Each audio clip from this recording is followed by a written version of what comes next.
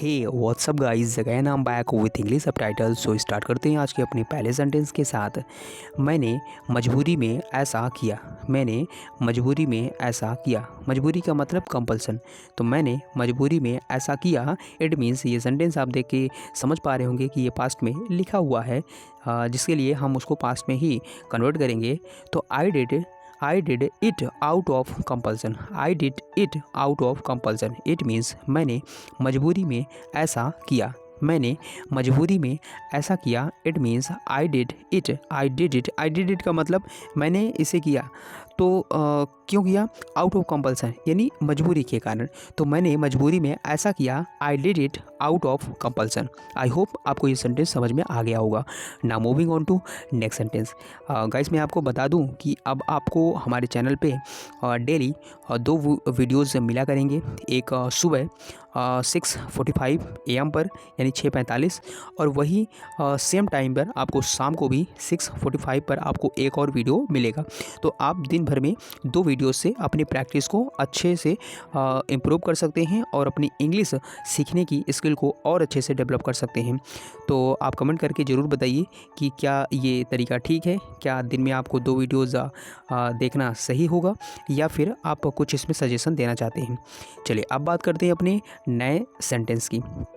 पापा या फादर, मैं आपके तरीके से नहीं जी सकता। मैं आपके तरीके से नहीं जी सकता। So for this sentence, dad या father, I can not leave your way. I can not leave your way. यहाँ पे जी सकता है, यहाँ पे फिर से कैपेसिटी की बात हो रही है, जिस कारण से हम यहाँ पे मॉडल कैन का इस्तेमाल करेंगे। तो पापा यानी फादर, मैं आपके तरीके से नहीं जी सकता। I can not leave your way. Live का मतलब जीने से है, तो I can not leave your way, it means मैं आपके तरीके से नहीं जी सकता। Now moving on to next sentence. मुझे यह सुनकर बहुत सुकून मिला। मुझे यह सुनकर बहुत सुकून मिला।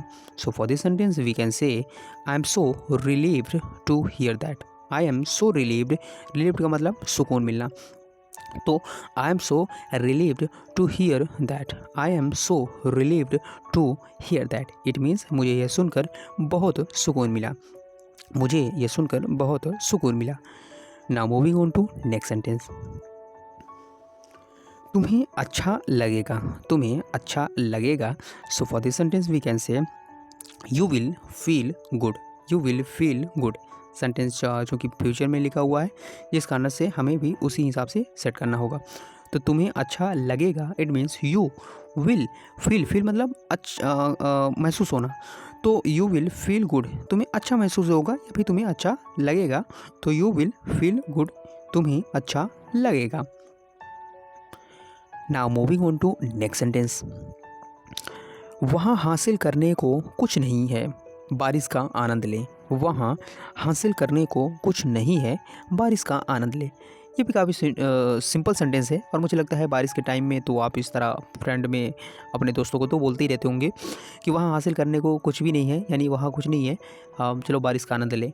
सो इस टाइप के सेंटेंस के लिए we can say, nothing to achieve there. Nothing to achieve there, it means वहाँ हासिल करने को कुछ नहीं है। Nothing to achieve there.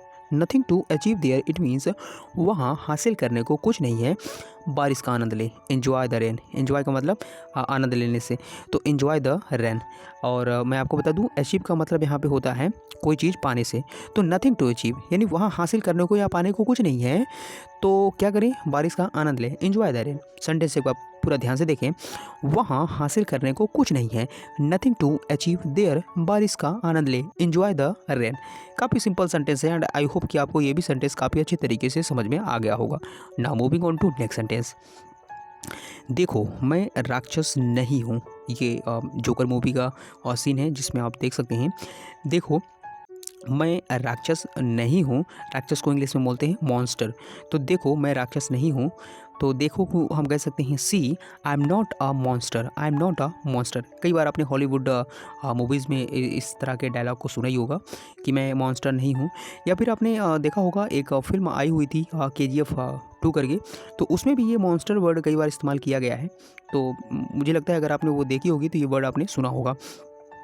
तो देखो मैं राक्षस नहीं हूँ। Say I am not a monster. Say I am not a monster, यानी कि देखो मैं राक्षस नहीं हूँ। आई होप कि आपको ये भी सेंटेंस समझ में आ गया होगा। Now moving on to next sentence.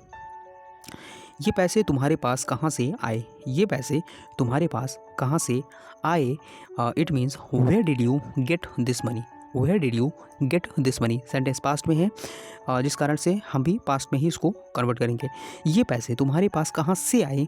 कहाँ से आए? इंट्रोगेटिव फॉर्मेट में ये क्वेश्चन पूछा गया है, तो हम उसी तरह से बनाएंगे कि वेयर डिड यू। डिड यहाँ पे पास्ट सिंपल की हेल्पिंग वर्ब होती है, तो where did you get, get यानी पाना, तो where did you get this money, यानी कि ये पैसे तुम्हारे पास कहाँ से आए या फिर तुम ये पैसे कहाँ पाए, यानी कि where did you get this money, ये पैसे तुम्हारे पास कहाँ से आए।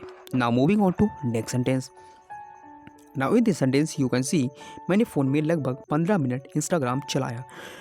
मैंने फ़ोन में लगभग 15 मिनट इंस्टाग्राम चलाया।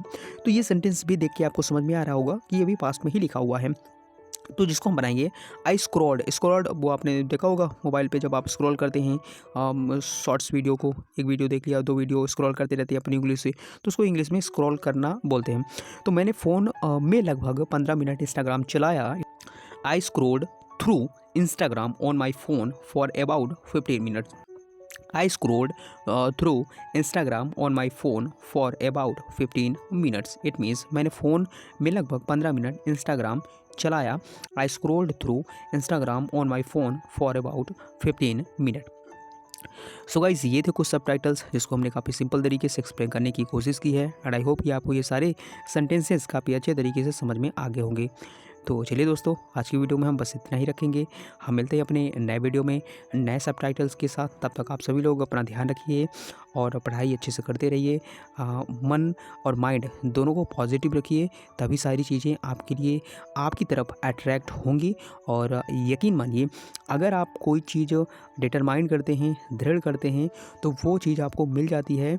बस कंडीशन ये है कि आपको उसको पाने के लिए मेहनत निरंतर करते रहना होगा। So till then take care and see you guys. धन्यवाद।